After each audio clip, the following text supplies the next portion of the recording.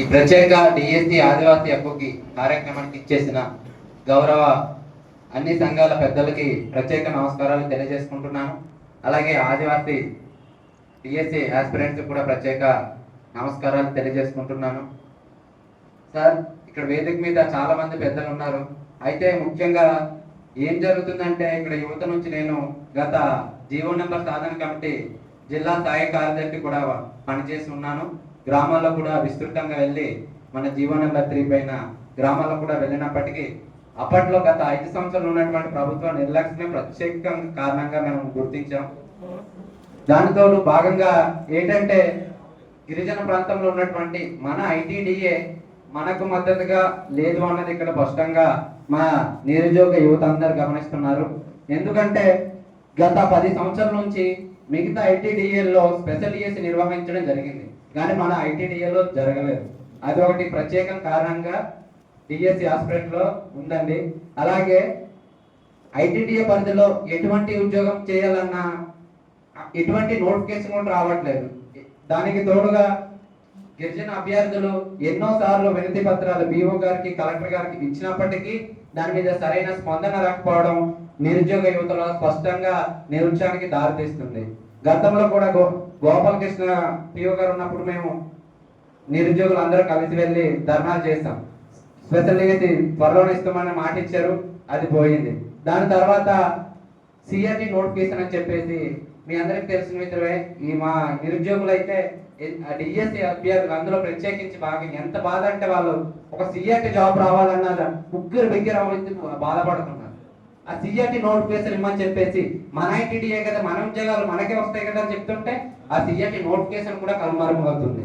ఈ రోజు డిఎస్సిలో ఇంత తీవ్రత అన్యాయం జరిగినా రాకపోవడానికి కారణం, రోడ్ ఎక్కకపోవడానికి కారణం మన ఐటీడీఏలో సరైనటువంటి న్యాయం జరగట్లేదు.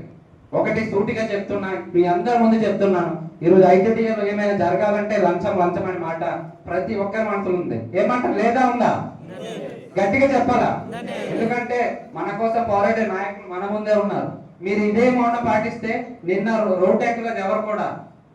అందరు ముందు వచ్చి చెప్పాం, చాలా మంది ఎన్ని రకాలుగా చెప్పాం కానీ ఎవరు రోడ్ ఎక్కట్లేదు.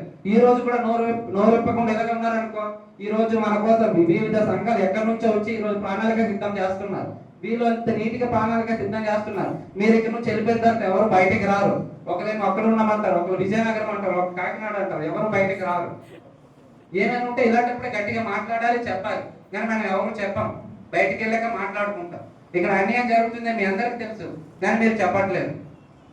ఇది ప్రత్యేకంగా మా నిరుద్యోగుల్లో ఉన్నటువంటి బాధ అంటారా, వాళ్ళు ఉన్న ఆవేదన చెప్పడానికి కూడా మన ఆదివాసీ బిడ్డలు ముందుకు రాలేకపోతున్నారు. అంతేకాకుండా మరొక కొన్ని విషయాలు మేము ముందు పెట్టదలుచుకున్నాను.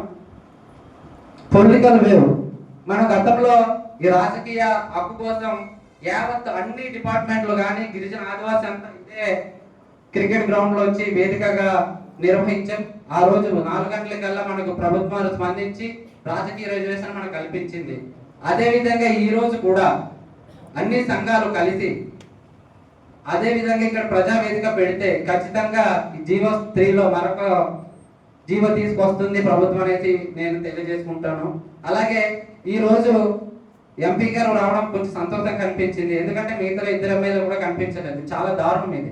ఇంత పెద్ద ఎన్న జరిగిన ఇంత జిల్లా స్థాయి హెడ్-క్వార్టర్లో కూడా ఎమ్మెల్యేలు రాకపోవడం అనేది చాలా సిగ్గుచేటు.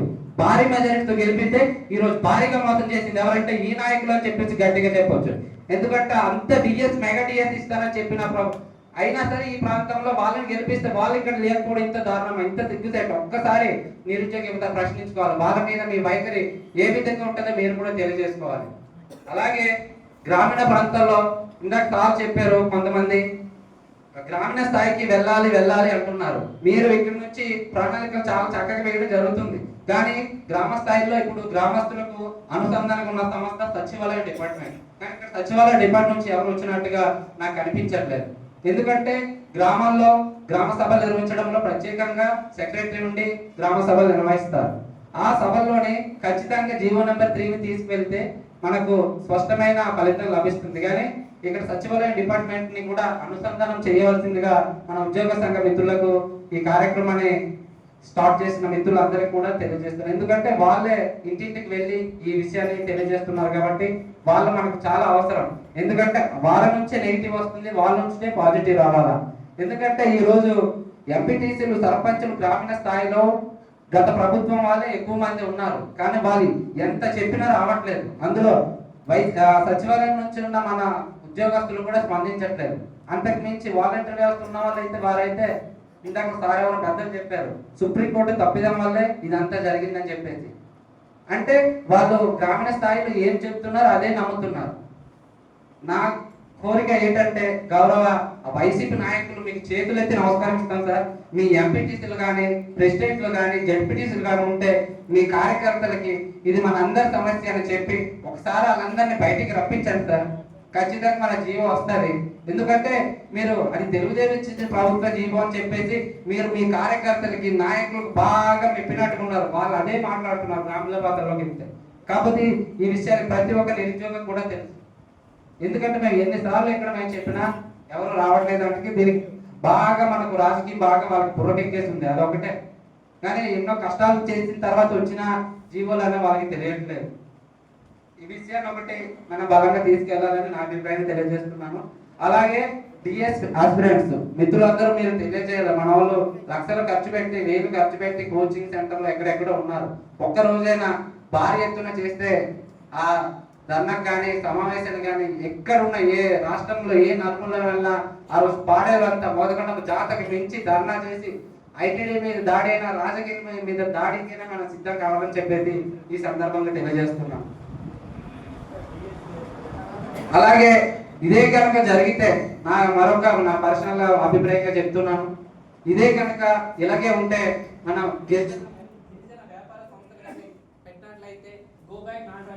నినాదంతో గిరిజన వ్యాపార సంస్థలు ఖచ్చితంగా నిర్మించాలి. ప్రతి ఒక్క గిరిజనుడు ఏ వస్తువైనా ఏవి కొన్నా ఒక గిరిజన వ్యాపార సంస్థ దగ్గర నుంచి అనే విధంగా ప్రణాళిక చేసి మనకు ముందస్తు చర్యగా దాన్ని గట్టిగా నిలదీస్తే, దాన్ని ముందుకు తీసుకెళ్తే అప్పుడైనా ప్రభుత్వం దిగివచ్చి మన గిరిజన ప్రాంతాలు ఖచ్చితంగా గిరిజనులు దాంతే స్పందించబడుతున్నారు, ఇది ఇలాగుంటే తీవ్రత ఎక్కువ అవుతుందని చెప్పేసి ఆలోచిస్తుంది. కాబట్టి ఈ విషయాన్ని కూడా నేను ఈ సందర్భంగా తెలియజేస్తూ నాకు ఈ అవకాశం ఇచ్చినందుకు మీ అందరికీ ప్రత్యేక నమస్కారం తెలియజేస్తూ ముగిస్తున్నాను.